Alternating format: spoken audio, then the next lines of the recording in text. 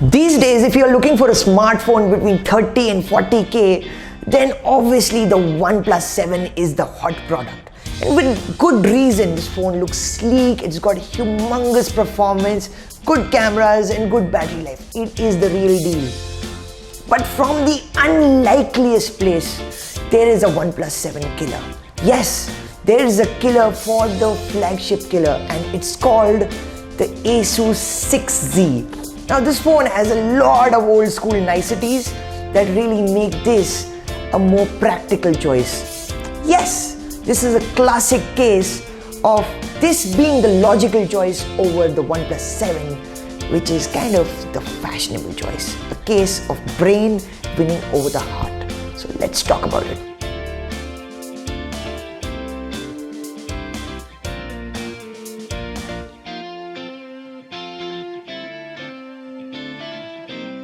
Now right off the bat, this phone represents more bang for your buck. This phone is slightly cheaper, starts at 31,999 and goes all the way up to 39,999 for an 8GB, 256GB model. So yes, you get same amount of RAM, same amount of memory, but for slightly lesser. Then you got to talk about its huge battery. It is a massive battery. It's almost 30% larger than the OnePlus 7. Then you have got old school niceties, which I spoke about. Get the headphone jack. Yes, for small mercies, you still have a headphone jack, and you can expand the memory of this phone. It can be expanded using a micro SD card up to 2 terabytes. So if you can't afford the fully decked up model, which costs almost 40K, you can go for the 32,000 rupee version, and later on, if you feel the memory is a little lacking, you can add a micro SD card. Very cool, but all of those things are not on the OnePlus 7. So better value for money.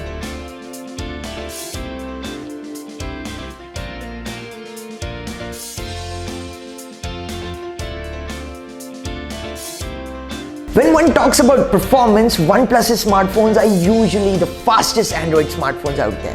And the song remains the same with the OnePlus 7. It's powered by the Qualcomm Snapdragon 855 processor, 6 and 8GB RAM variants, and it's got Oxygen OS, which is breezy and fluid to use.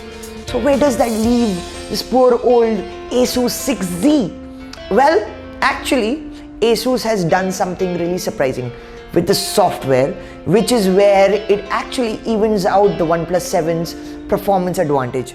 It's actually running almost a stock build of Android with really tasteful modifications like this dark mode that we have out here for widgets. And you can sort of use this phone in like an iPhone 10, have those kind of gestures, or operate it like a Pixel like I am doing right now, or have classic Android software buttons. So overall, it has the same processor, same amount of RAM, and equally good and aesthetically pleasing software. So it's a tie in that regard.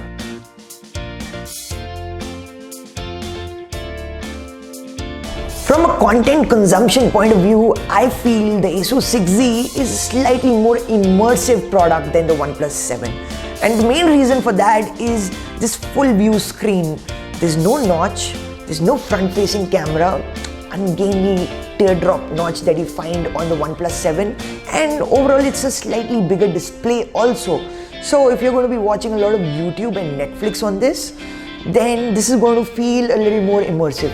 Adding to the immersion are these dual speakers on here and here. These speakers sound really loud and crisp, and they're powered by a DAC. So if you're going to use the headphone jack and you've got a good pair of headphones, then they're going to pump out some really good volume and clear audio.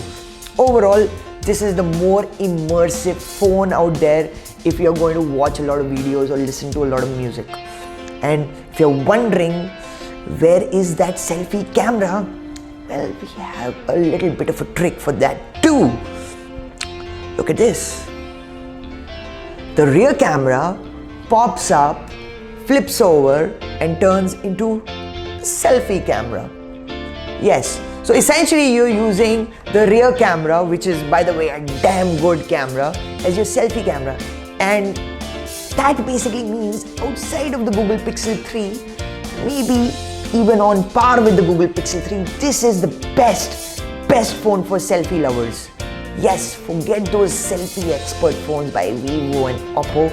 We've got a new king in town, and it comes from the unlikeliest place, from the back side of the Asus 6Z. Now, like the OnePlus 7, the Asus 6Z also has a dual camera system, and both these phones have a 48 megapixel sensor on the back. And if you test both of these phones, you'll notice the OnePlus 7 generally takes slightly better photos in both nighttime and daytime, and probably in slightly better macro shots. But where the Asus 6Z actually pulls ahead as a better package is the fact that it's got a 13 megapixel wide angle camera as the secondary sensor, which takes great landscape photos and makes the entire camera system so versatile and dynamic. Now, the OnePlus 7 has a 5 megapixel depth sensor, which is not that great, and generally you'll notice the portrait photos are better on the Asus 6Z. Now, the one area where the Asus 6Z absolutely blitzes the OnePlus 7 is battery life. This phone has a humongous 5000 mAh battery coupled with 18 watt fast charging. Now that's almost 30% more battery than the OnePlus 7. Sure, the OnePlus 7 has warp charging, but I will always take more battery over faster charging. This phone actually is a true 2-day battery phone, that too with my usage. I'm always hyperactive on Instagram. I've got more than 100 WhatsApp groups. I'm always typing away stories on Google Docs, watching videos, and playing Asphalt 9 because the graphics on this phone are incredible. You can still play Asphalt 9 for hours and hours to my heart's content. Now, the only phone that comes up to this level of battery life is the Huawei P30 Pro. And still, this one slightly trumps that phone too.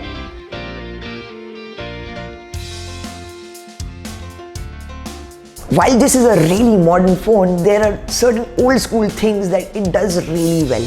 For example, sure, there's a face unlock out here and the camera flips over, but you get a fingerprint scanner on the back, which is nice to have.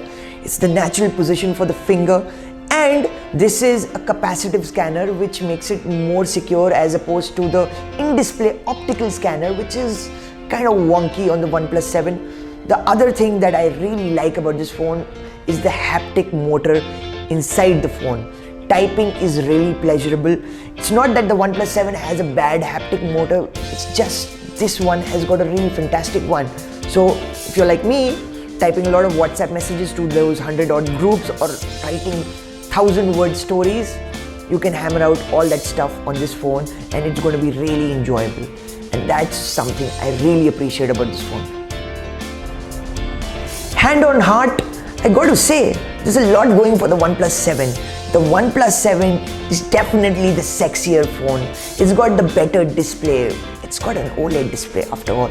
And if you just use the primary camera, then you could say it takes better photos and videos. And definitely OnePlus is the cooler brand to own. But seriously, while the OnePlus is the fashionable choice, this one is definitely a more logical choice because it offers you more for lesser, and it does it in a very quiet and understated way.